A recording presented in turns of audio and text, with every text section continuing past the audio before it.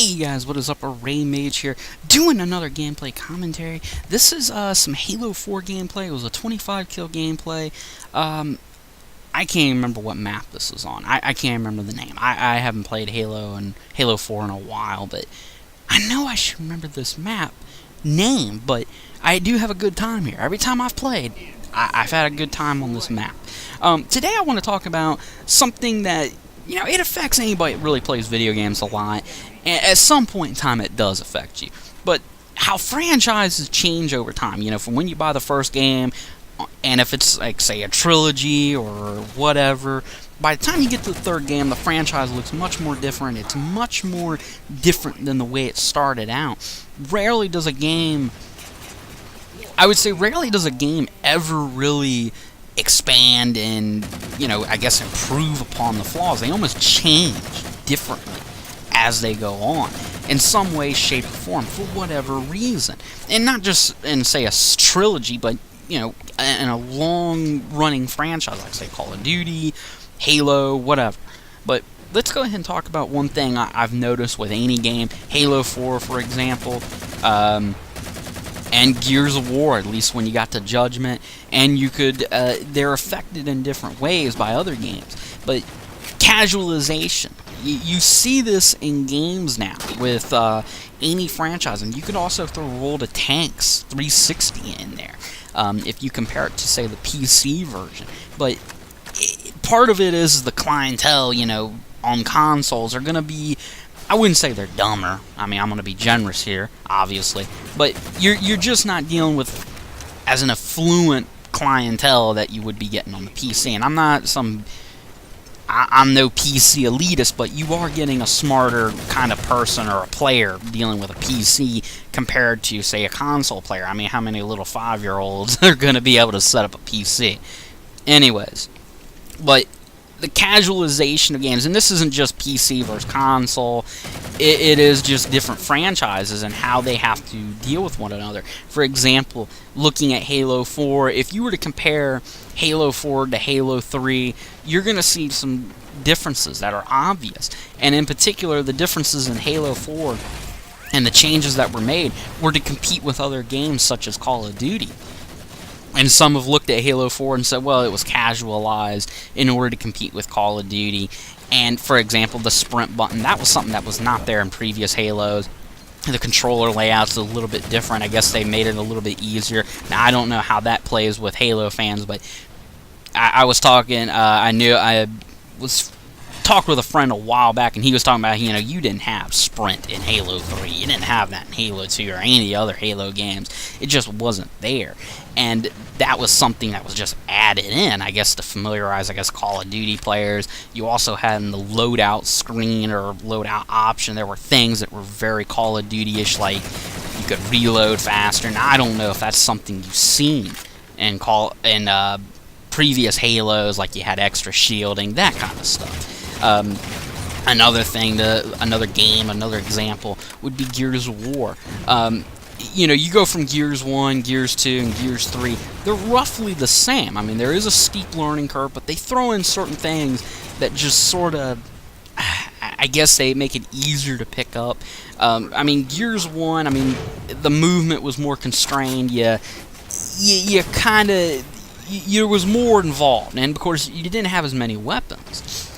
And there are many factors to what, I guess you could say, made Gears casual more over time, but part of that is also we had more weapons, you had more variables, and, you know, one guy with one particular weapon could dominate a match in some instances.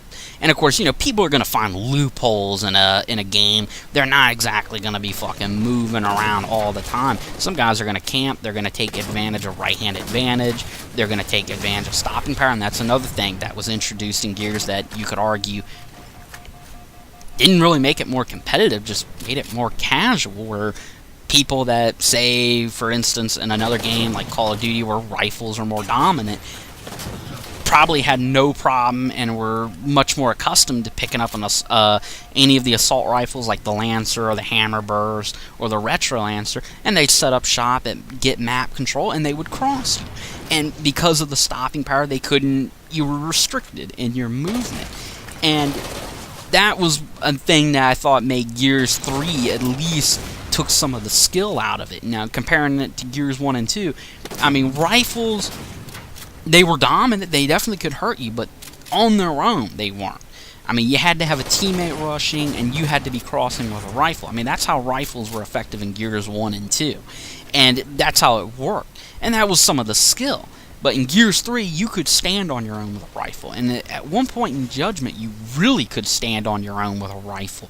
I mean, only certain people with really that have played, I guess, the Gears franchise long enough know how those rifles work, and they can take full advantage. I mean, they can play. But, I mean, there were other things, obviously, that made Judgment a little bit more easier, in my opinion, compared to Gears 3. But that's just an example. And you see it with any game. Mass Effect, for example. I mean, I'm a huge nerd when it comes to Mass Effect series, but they changed out the weapons, the loadout screen, where you choose equipment for armor, guns, that kind of stuff, and they eventually simplified it down when you got the Mass Effect 2. You didn't have the long, you didn't have as much of an option in terms of your talent tree, you know, where you could expand, you know, your guy's health, or you could expand your guy's abilities and such. Just giving you an example.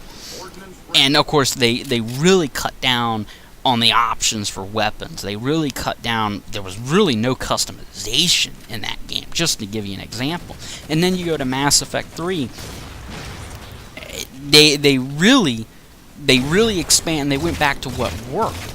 And that's another thing that happens with franchises that I guess some people overlook. I mean, yeah, everybody, I think, remembers the casualizing of a certain game, whatever, a certain franchise. I mean, I know with me, I hated Gears Judgment just because of what happened to it. From going from Gears 3 to Judgment, it really ticked me off, you know, how melees were so darn common in that game. And I thought, you know, it was mostly the Halo players that did it, Call of Duty players that did it. And of course, you know, I mean, you know, they changed the ability to throw grenades. I believe it was with the right bumper. You know, that was inspired from Call of Duty or Halo. I mean, that's what it was. And of course, the maps weren't very symmetrical. Free for all. That was I don't know. That's something you see in a Call of Duty or a Halo. That was something that was bad. You know, I mean, when you think of Gears, you think about being more of a team game rather than, you know, this whole lone wolf crap like you see in any other first-person shooter. And, you know, that was a thing that changed. You know, they tried to make it more inclusive.